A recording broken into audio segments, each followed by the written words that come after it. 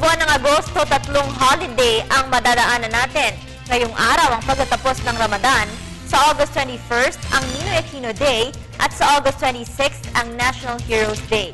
Kaya't ang tanong ng karamihan sa ating mga manggagawa, paano nga ba tayo sesweldohan sa mga araw na ito na idineklarang holiday? Bigyan mo kami ng detalye, Roby Cerez.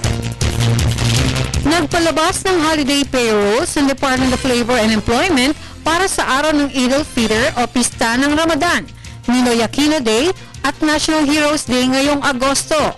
Ayon kay Department of Labor and Employment Secretary Rosalinda Baldoz, paiirali ng mga sumusunod para sa Eid al-Fitr na isang regular holiday at ginugunita ngayong araw, Agosto 9. Una, kung ang isang empleyado ay hindi pumasok sa trabaho, babayaran pa rin siya ng 100% ng kanyang sweldo para sa nabanggit na araw.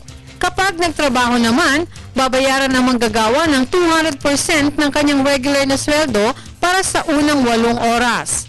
Sakaling magtrabaho na lagpas sa 8 oras, makakaragdagang 30% ng hourly rate.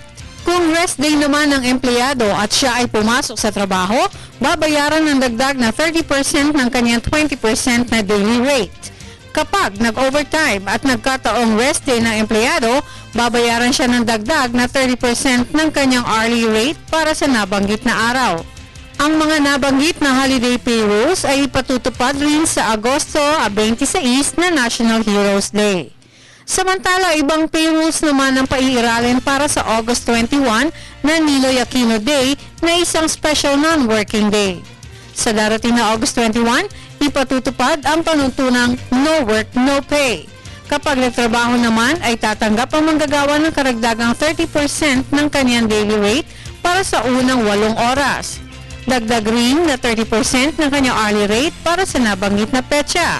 Kapag nagkataon na rest day ng manggagawa, tatanggap siya ng dagdag na 50% ng kanyang daily rate para sa unang 8 oras. At kapag nag-overtime naman, babayaran siya ng dagdag na 30% ng kanyang hourly rate para sa nabanggit na araw.